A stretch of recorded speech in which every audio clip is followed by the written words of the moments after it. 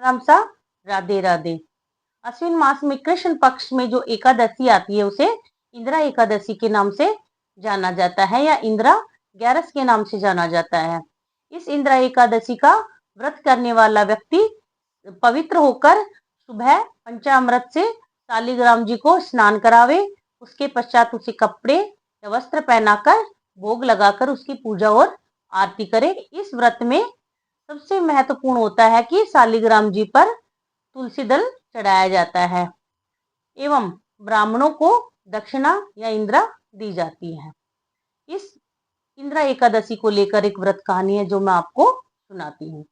एक बार इंद्रसेन नाम का राजा महिष्मती नगरी में राज्य करता था। उसके माता और पिता दिवंगत हो चुके थे।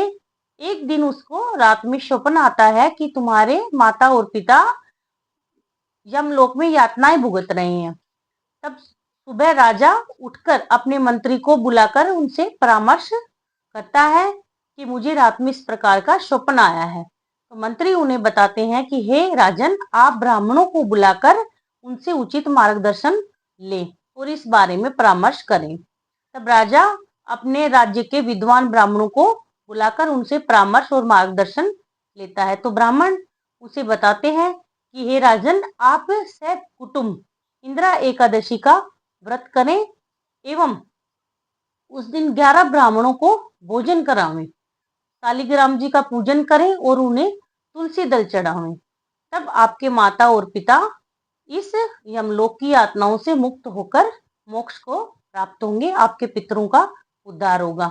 राजन विद्वान ब्राह्मणों के बताए अनुसार इंदिरा एकादशी का सकुटुंब व्रत रखते हैं एवं ब्राह्मणों ने ही राजा को यह बताया था कि जिस दिन राजन आप एक इंदिरा एकादशी का व्रत करें उस रात को आप मूर्ति के पास, भगवान की मूर्ति के पास ही रात में शयन करें। राजा ब्राह्मणों के बताए अनुसार रात में भगवान की मूर्ति के पास ही शयन कर रहे थे। तभी राजा को भगवान दृष्टांत देते हैं और कहते हैं कि हे राजन, आपने जो सकुटुंब इंदिरा एकादशी का व्रत किया है उससे आपके पितरों का उद्धार हो गया है, आपके माता पिता स्वर्ग लोक को चले गए हैं। और ऐसा कहकर भगवान जो है वो अंतर्ध्यान हो जाते हैं।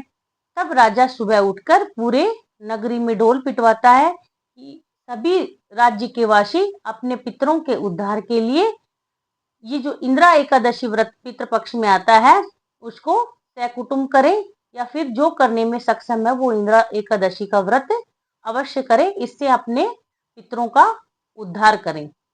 राधे राधे, राम राम।